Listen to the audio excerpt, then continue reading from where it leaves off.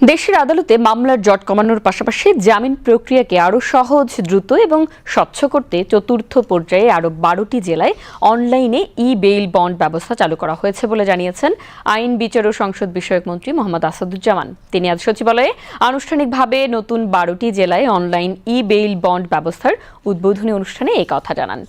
এ পর্যন্ত দেশের সর্বমোট 28টি জেলায় ডিজিটাল বেইল বন্ড ব্যবস্থা সম্প্রসারিত করা হলো জানিয়ে আইনমন্ত্রী বলেন, বেইল বন্ড চালু করা এবং আদালতের বাইরে মেডিয়েশন বা বিকল্প বিরোধ নিষ্পত্তির মাধ্যমে দ্রুত ন্যায় বিচার নিশ্চিত করার উপর গুরুত্ব দেওয়া হচ্ছে। এই কার্যক্রমের ফলে বিচারিক বিলম্ব ও পদ্ধতিগত জটিলতা আরও কমবে এবং আদালত, আইনজীবী ও বিচার প্রার্থীদের কাজের চাপ লাঘব হবে বলে আশাবাদ ব্যক্ত করেন আইনমন্ত্রী।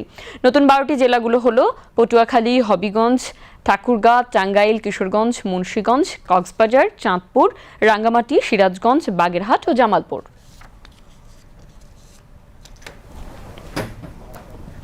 সেখানে এক ক্লিকে আইনজীবী তার চেম্বারে বসে বা যে কোনো জায়গায় বসে, গাড়িতে বসে স্মার্টফোন ব্যবহার করে বেল বন্ড জমা দিতে পারবেন এবং বেল বন্ড জমা দেওয়ার পরে সেটা যে ওখানে রিসিভ হয়েছে সেটা একটা ওটিপি আসবে সাথে সাথেই।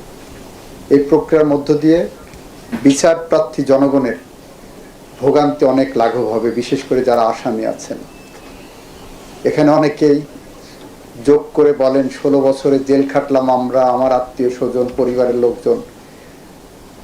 কারাগার, ম্যাজিস্ট্রেট আদালত, জেলা জজ আদালতের দাঁড়ে দাঁড়ে ঘুরতে ঘুরতে যে হয়রানির শিকার হয়েছে, আপনার আসার সাথে সাথে সব হয়রানি বন্ধ করে দিলেন। এটা কেমন বাংলাদেশ? আমরা বলেছি এটাই বাংলাদেশ জাতীয়তাবাদী দলের সরকারের সুশাসনের প্রতিশ্রুতি।